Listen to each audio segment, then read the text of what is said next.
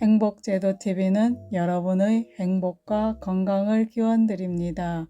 안녕하세요. 2023년 10월 7일 행복달력과 낭송으로 1일 명상을 시작하겠습니다.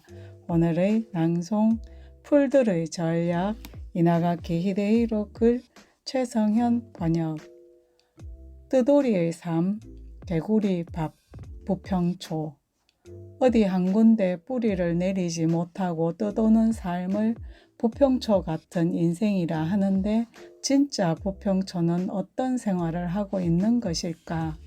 부평초는 이름 그대로 물 위에 떠서 살고 있다. 속 편한 놈이다. 그 모양도 잎이 하나나 두 장 떠 있고 뒤집어 보면 잎 뒤로부터 뿌리가 나와 있을 뿐인 대단히 단순한 구조다. 씨앗을 만드는 고등식물 중에서는 가장 크기가 작은 것이 이 부평초물이다. 하찮아 보이는 풀이다. 하지만 판단을 내리기에는 이러다. 부평초 잎에 뿌리가 나 있다는 것이 조금 이상하다. 보기와 달리 부평초의 잎처럼 보이는 부분은 잎이 아니라 줄기다. 몸의 구조를 될 수 있는 대로 단순하게 만들기 위해 부평초는 잎을 퇴화시키고 그 대신 줄기를 잎처럼 발달시켜서 줄기와 잎 양쪽 기능을 겸하는 특수한 기관을 만들어 낸 것이다. 식물학에서는 그것을 엽상체라 한다. 단순해 보이는 이 엽상체에 다양한 기능이 숨어 있다. 엽상체 속에는 공기를 담을 수 있는 공기방이 늘어서 있다. 부평초가 물 위에 뜰 수 있는 것은 이 공기방이 있기 때문이다. 공기방이 튜브와 같은 노릇을 하는 것이다. 그러나 아무리 뜰 수 있다고 해도 이런 작은 크기로는 작은 물결에도 뒤집어지기 십상이다.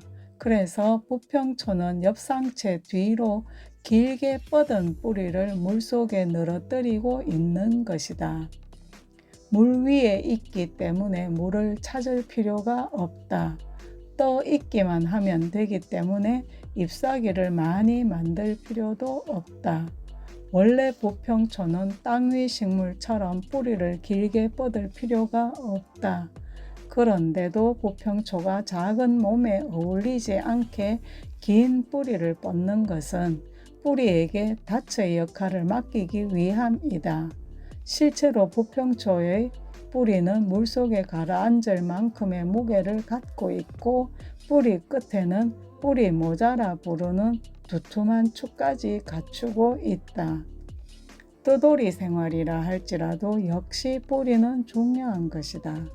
그뿐만 아니다. 엽상체 표면에는 가는 틀이 무수히 돋아나 있어 물을 튕겨내고 엽상체의 뒷면은 물을 빨아들이기 쉽게 만들어져 있다. 탁월한 방법으로 안정을 꾀하고 있는 것이다.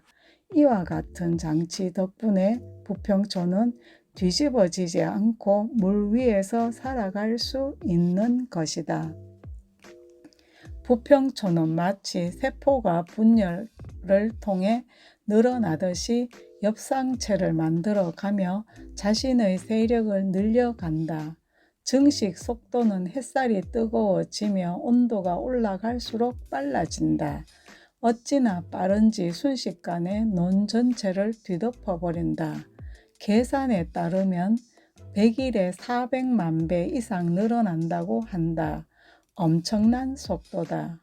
논 전체를 메워버린 부평초는 햇빛을 막아 물 온도를 떨어뜨리고 식물 플랑크톤의 광합성을 가로막아 물속의 산소량을 줄인다.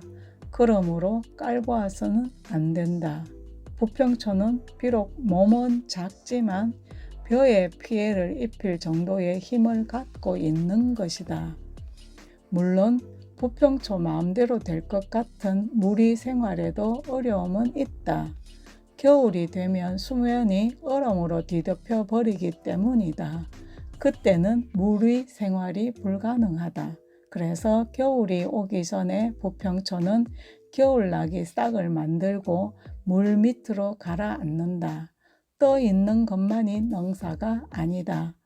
바뀐 환경에 적응하지 않으면 안 된다. 겨울은 따뜻한 물속이 좋다. 그렇게 물속에서 겨울을 보내고 봄이 돌아오면 다시 물 위의 삶을 시작하면 되는 것이다. 여름에는 열심히 벌어들이고 겨울에는 물속에 가라앉아 잔다. 정말 부침이 심한 삶의 방식이다. 그러나 그것도 전략의 하나다. 오늘은 이것으로 마치겠습니다. 감사합니다.